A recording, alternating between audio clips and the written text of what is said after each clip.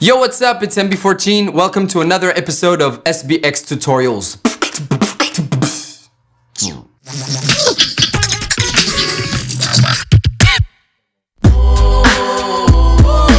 So the first effect we're going to talk about now is the guitar to bass. Basically, it's an effect that allows you to pitch your voice down below by 1 octave while keeping the original signal. What you can do is just play around with the knob until you find the right sound that suits you the most. Otherwise, I advise you to use this effect with the ratio of around 85-15. So the bass sounds good and doesn't blow the subwoofers.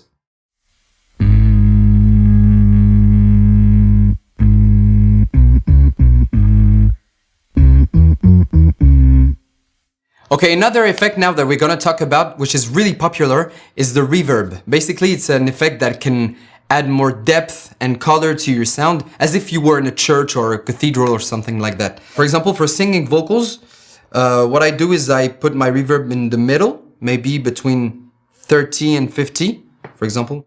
And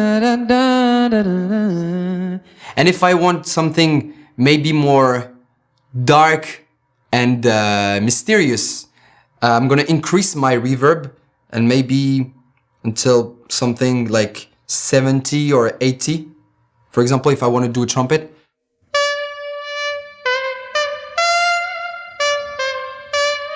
Or a guitar sound.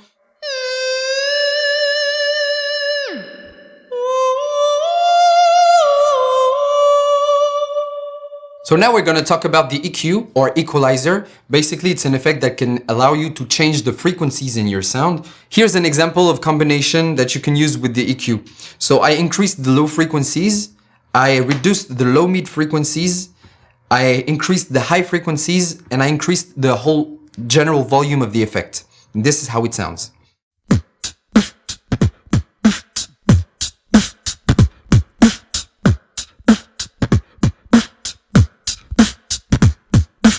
The next effect we're going to talk about now is the dynamics. The dynamic section is there to control the difference between the loudest and the quietest sound by pushing them closer together. That's what we also call compression. So right now I just recorded a few harmonies and I'm going to show you how the dynamics can help you push your voice through the mix, like this.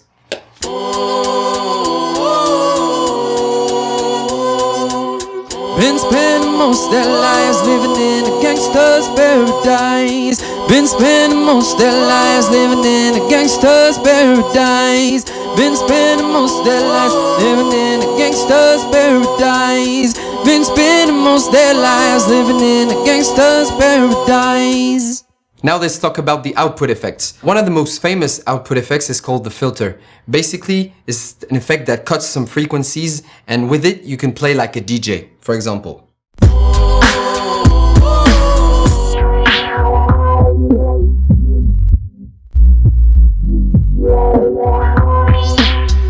You can also decide to apply the effect on only one track or the whole tracks. To do that, you press the edit button in each track and you go on track effects and then you decided whether it should be on off or on.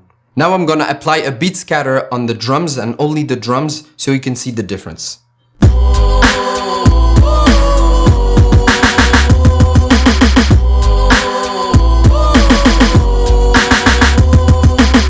There's also a quicker way for you to decide on which track the effect will work.